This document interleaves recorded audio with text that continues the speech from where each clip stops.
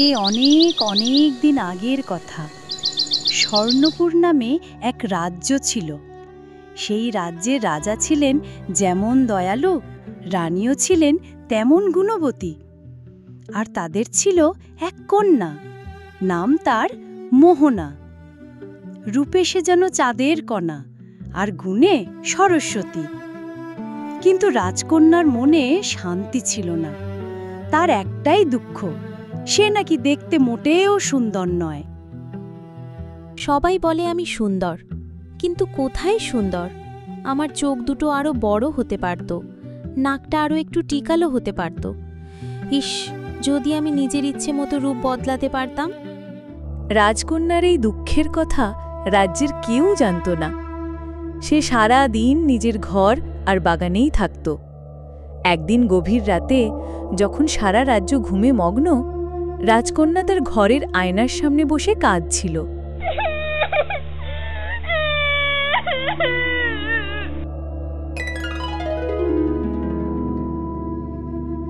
কি আশ্চর্য! চোখের জল পড়তেই সেই সাধারণ আয়না হয়ে উঠল মায়াবী। আয়নার ভেতর থেকে এক নারী কণ্ঠ ভেসে এলো। কি কাঁদে? কেন কাঁদে? কি দুঃখ তোমার রাজকন্যা? তুমি কে? আমি আয়না পড়ি। আমি থাকি আয়নার দেশের বাসিন্দা। মানুষের মনের ইচ্ছে আমি পড়তে পারি। আমি জানি তুমি তোমার রূপ নিয়ে সুখী নও। তুমি কি আমায় আরো সুন্দর করে দিতে পারো?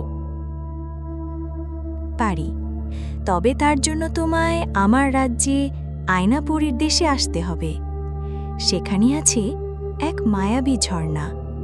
সেই ঝর্ণার জলে স্নান করলে তুমি যেমন রূপ চাইবে ঠিক তেমনই পাবে। বোকা রাজকন্যা এক মুহূর্ত ভাবল না। সে তার রূপ বদলানোর লোভে রাজি হয়ে গেল। আয়নাপরী তাকে পথ বলে দিল। এই আয়নার ওপর হাত রাখো রাজকন্যা, আর চোখ বন্ধ করে ভাবো তুমি আমার রাজ্যে চলে এসেছো।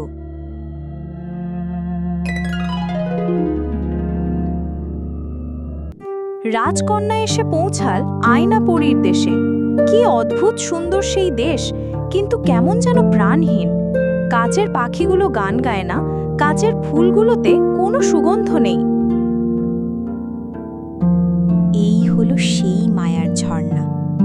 যাও, স্নান করে তোমার ইচ্ছে মতো রূপ চেয়ে নাও।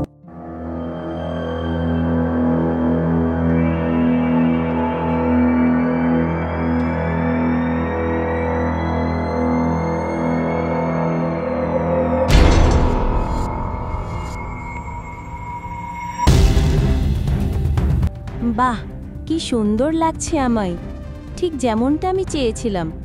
ধন্যবাদ আয়নাপুরী, এবার আমি আমার রাজ্যে ফিরে যেতে চাই।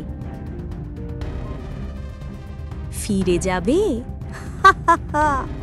আয়নাপুরীর দেশে একবার যে আসে সে আর ফিরে যেতে পারে না। তুমি তোমার আসল রূপ এই ঝর্ণায় বিসর্জন দিয়েছ। তার সাথে হারিয়ে ফেলেছ তোমার পরিচয়, তোমার সত্তা। এখন তুমি আমার মতো এই রাজ্যের একজন কাচের পুতুল হয়ে থাকবে। না না, এ কি হচ্ছে আমার সাথে? আমি মোহনা, স্বর্ণপুরের রাজকন্যা। আমার বাবা মা, আমি সব ভুলে যাচ্ছি কেন? আমার আসল রূপ ফিরিয়ে দাও। আমার এই নকল সৌন্দর্য চাই না। রাজকন্যা তখন বুঝতে পারল সে কত বড় ভুল করেছে। নিজের আসল রূপকে ভালোবাসতে না পেরে সে এক ভয়ঙ্কর ফাঁদে পা দিয়েছে। সে বুঝতে পারল বাইরের সৌন্দর্য কিছুই নয়, ভেতরের আত্মাই আসল পরিচয়।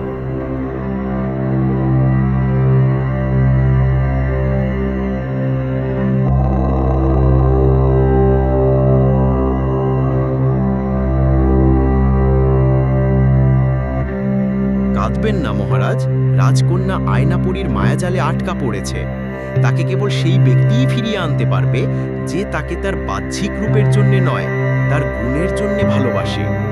এই কথা শুনে এগিয়ে এলো রাজ্যের এক সাধারণ মালিপুত্র, নাম তার উদয়। সে ছোটবেলা থেকে রাজকন্যাকে দূর থেকে দেখে এসেছে। রাজকন্যার রূপ নয়, তার দয়া আর পশু পাখিদের প্রতি ভালোবাসাই উদয়কে মুগ্ধ করত।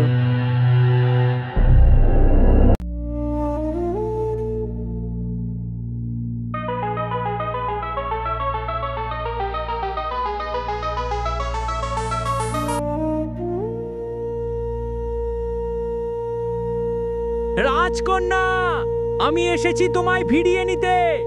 তোমার রূপ নয়, তোমার দয়ালু মনটাই আসল। তুমি স্বর্ণপুরের আশা, তুমি আমাদের মোহনা। ফিরে এসো। উদয়ের কণ্ঠে ছিল নিখাত ভালোবাসা আর সততা। সেই ভালোবাসার শক্তি আয়নাপরীর সব মায়াজালকে ছাপিয়ে গেল। উদয়ের ডাক শুনে রাজকন্যার স্মৃতি ফিরে আসতে লাগল।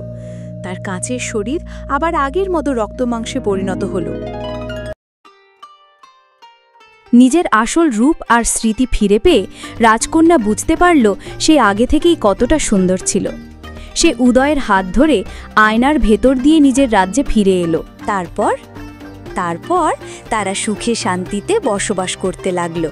আর আমার নাতি নাতনিরা এই গল্প থেকে কি শিখলে? বাইরের চাকচিক্য বা রূপ আসল নয়, মানুষের ভেতরের গুণ আর নিজেকে ভালোবাসাই আসল সৌন্দর্য। তোমাদের এই নতুন গল্পটা কেমন লাগলো বন্ধুরা? কমেন্ট করে অবশ্যই জানিও। আর তোমরা কি আয়নাপরীর মতো আর কোনো পরীর গল্প শুনতে চাও? জানালে কিন্তু ঠাকুরমার ঝুলিতে আবার নতুন গল্প নিয়ে হাজির হব। চ্যানেলটা সাবস্ক্রাইব করতে ভুলো না কিন্তু।